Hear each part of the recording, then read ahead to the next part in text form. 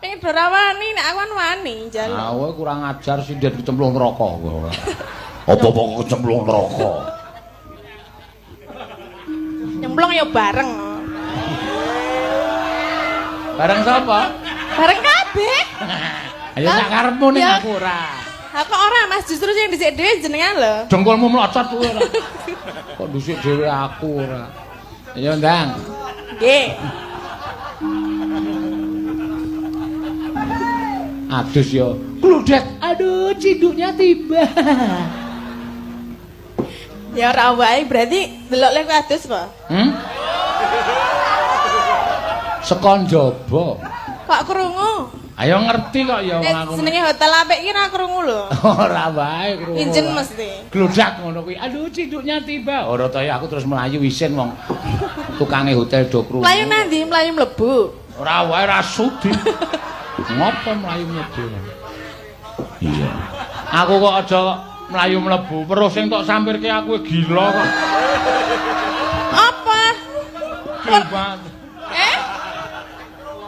Anduk ya, Mas. Anduke wong wedok kok ledek ora. Sapa kae jenenge kae sing nyentrimi Tak kae? kira kalong e. Kalong. Tak kira nek kewan kalong kae lho tak gusah ora mabur-mabur. Kul kathok. Ngece tenan. Mau nek gelem nang ngene dadi ra udan angin lho. Ngawur ora. Terus kesik ya. Tak. Ana Pak Bupati mbok rasa buka-buka wadi lho. Oh iya. Ya wis. Tak buka genting kok. Apa kan buka apa? Ah, aku cah blobolomo lembah manah anda pasor ya. Iya. Tak omongke lho, ya aku yang ngerti lho. Apa?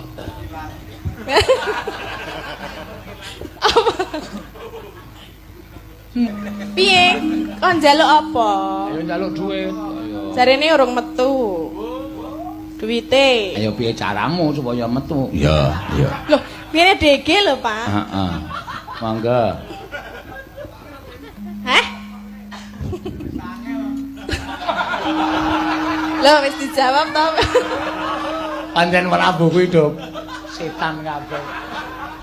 Nek ra iso nggawa kendang sing apik mbok rasah dijak. Sik, soalé kowe iki suaramu wis elek sithik kok. Lah ngapa? Mau nekke wiyaga apa? Drigis ngono to. Heeh. Ah, mulane ya lek do nabuhi kok ya sak kepenake dhewe. Kowe iki ora bakal iso nyanyi nek ora ditabuhi wiyaga. Mula ora sok kurang ajar karo wiyaga. Wis sing ngendang lara ati kuwi.